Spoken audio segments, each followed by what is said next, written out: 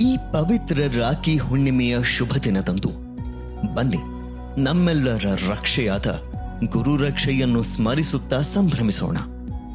ಇದೇ ದಿನ ಅಂದರೆ 2011ರ ರಾಖಿ ಹುಣ್ಣಿಮೆಯಂದು ನಮ್ಮ ಪರಮ ಗುರುವಾದ ಹುಲಿ ಅಜ್ಜಿನವರು ತಮ್ಮ ಭೌತಿಕ ಶರೀರವನ್ನು ತ್ಯಜಿಸಿ ಸಾಕ್ಷಾತ್ ಗುರೂಜಿಯವರಲ್ಲಿ ಲೀನರಾದರು.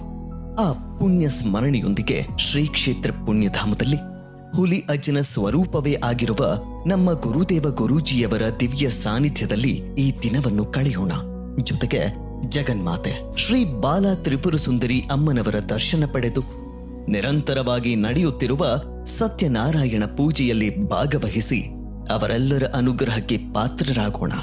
ಗುರು ಶಿಷ್ಯರ ಈ ಅಭೇದ್ಯ ಬಾಂಧವ್ಯಕ್ಕೆ ಸಾಕ್ಷಿಯಾಗಿ ಅವರ ದಿವ್ಯ ಆಶೀರ್ವಾದವನ್ನು ಪಡೆಯಲು ನಾವೆಲ್ಲರೂ ಕುಟುಂಬ ಸಮೇತರಾಗಿ ಸಾಕ್ಷಿಯಾಗೋಣ. ತಮ್ಮೆಲ್ಲರಿಗೂ ಭಕ್ತಿಪೂರ್ವಕ ಸ್ವಾಗತ.